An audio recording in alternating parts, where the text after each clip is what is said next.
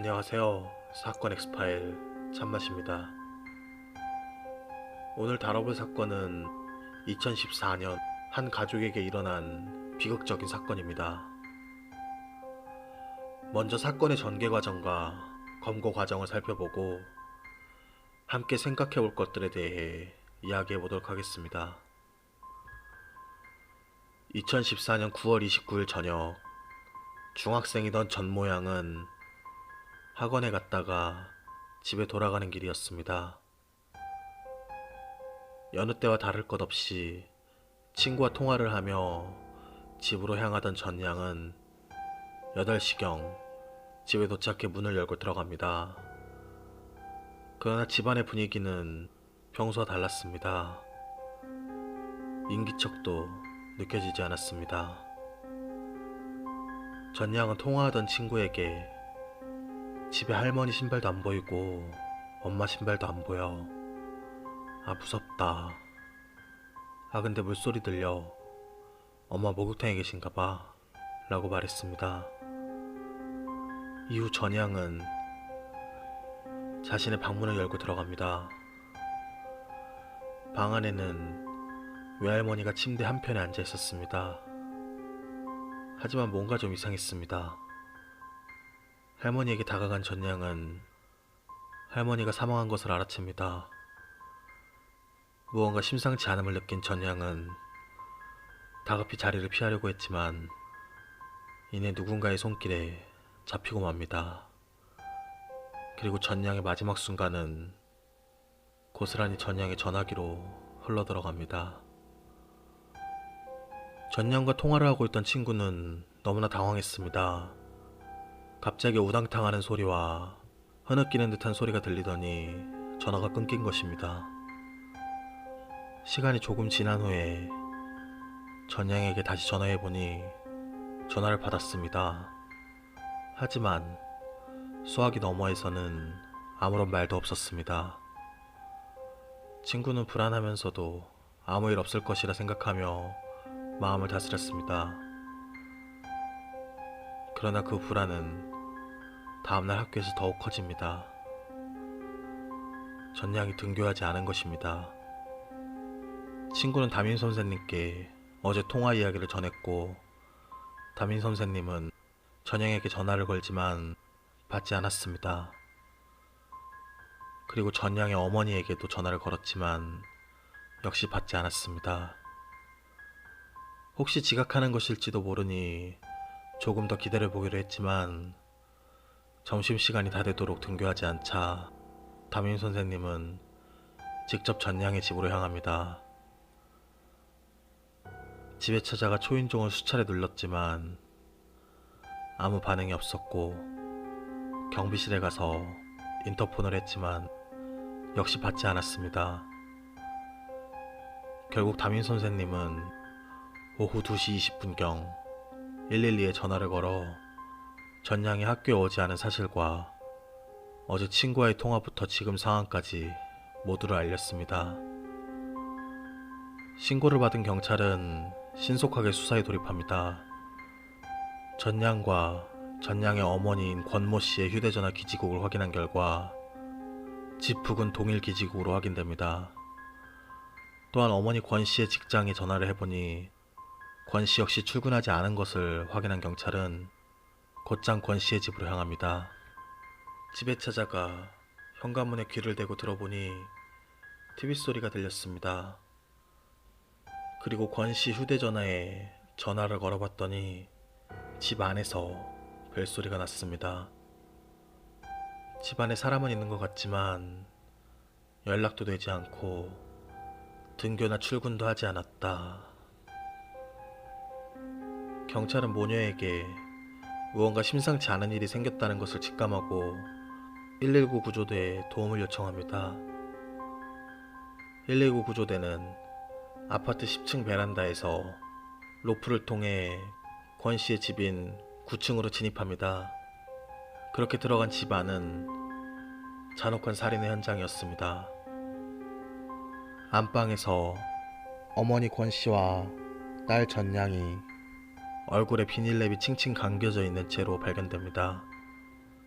그리고 작은 방에서는 권 씨의 어머니 채모 씨가 얼굴이 함몰된 채로 피범벅이 되어 발견됩니다. 경찰은 곧장 전양이 친구와 통화했던 시간대 전후로 아파트 내부와 주변 CCTV를 확인합니다. 그러자 사건 당일 오후 6시 8분에 꽃다발을 든 한 남성이 엘리베이터를 타고 권 씨가 살고 있는 9층으로 올라간 뒤 약 2시간이 지난 오후 8시 20분경 다시 내려오는 모습을 확인합니다.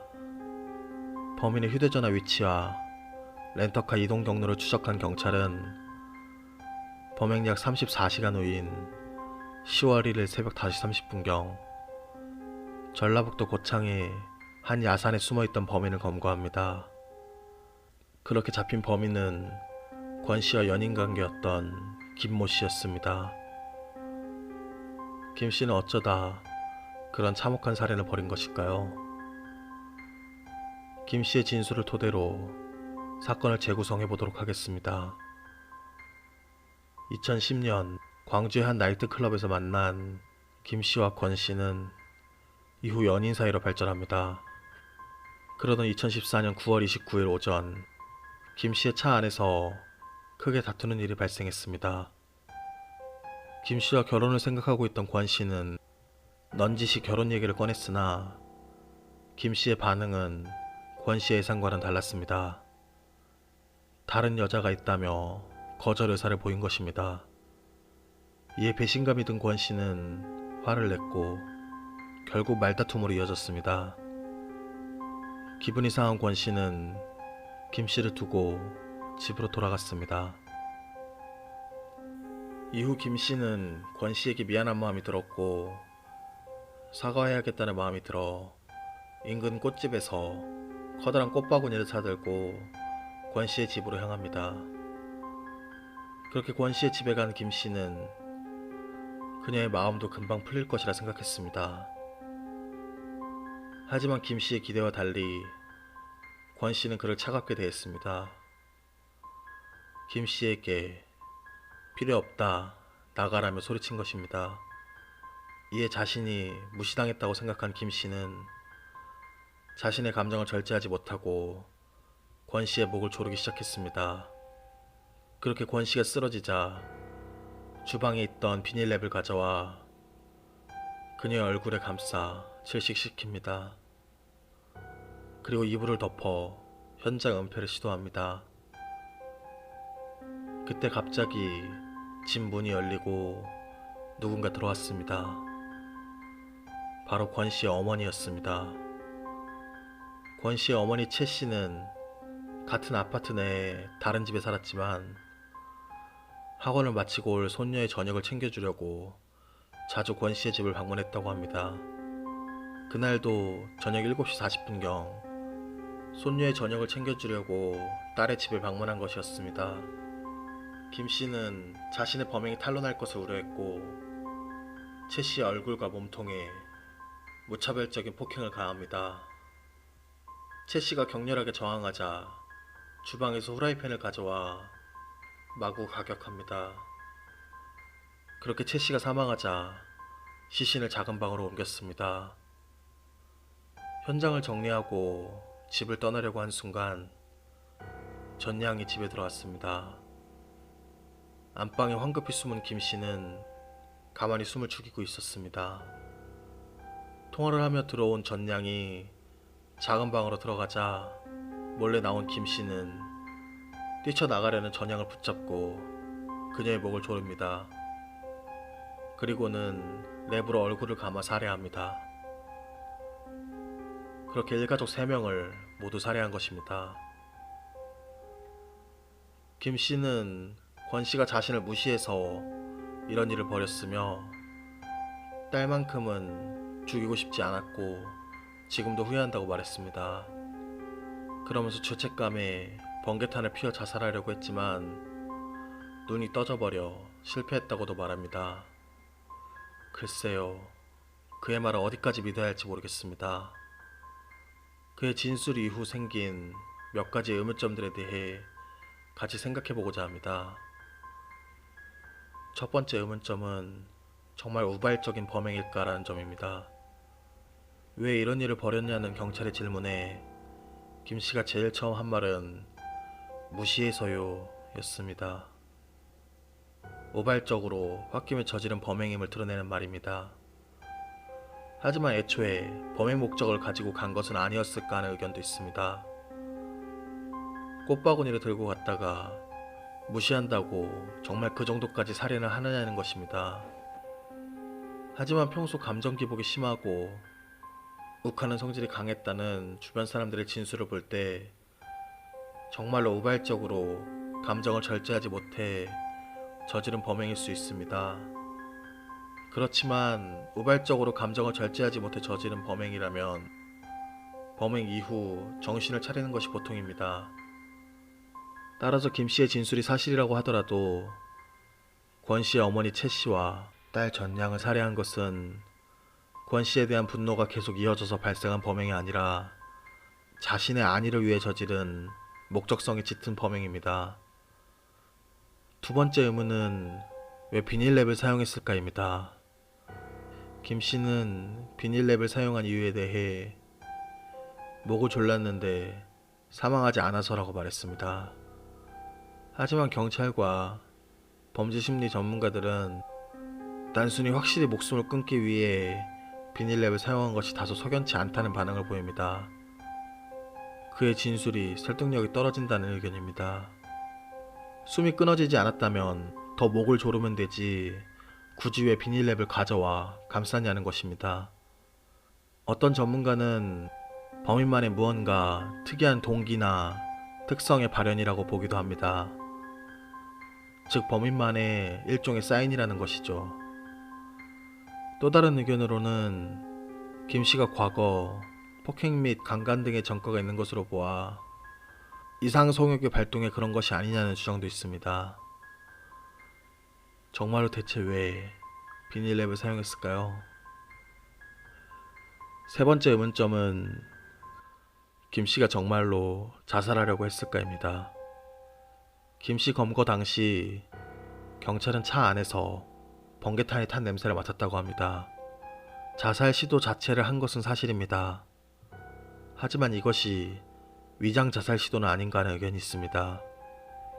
언젠가 검거될 것을 예상해 동정심을 얻고 조금이라도 감형받기 위해 죄책감에 휩싸인 척 위장한 것이라는 주장입니다. 또는 김 씨가 자기 스스로를 정당화하고 스스로에 대한 죄책감을 줄이기 위해 자살 시도를 했을 수 있습니다. 어떤 이유이건 간에 정말 속죄하고 죽고 싶어서 한 것은 아닐 것이라는 게 전문가들의 의견입니다. 결국 김 씨는 법원에서 우발적 살인으로 판단되어 무기징역을 받습니다. 그가 터뜨린 분노의 결말은 몇몇 의문점을 남긴 채 이렇게 끝을 맺었습니다. 최근 몇 년간 우발적 강력범죄가 상당히 증가하고 있습니다. 그리고 강력범죄가 아니더라도 보복운전처럼 순간의 분노로 일상에서 발생하는 범죄들이 많이 늘고 있습니다. 평범하다고 생각했던 사람도 갑자기 완전 다른 사람처럼 변하는 모습을 곧잘 볼 수 있습니다. 사회적 큰 담론 차원에서 생기는 분노가 아니라 개개인 사이에 발생하는 작은 분노가 만성화되어 가는 것이 아닌가 우려가 됩니다. 그리고 이런 만성화된 분노는 결국 자기 스스로를 갉아먹는다는 걸 다시금 느끼게 됩니다. 이상 사건 엑스파일 참맛이었습니다.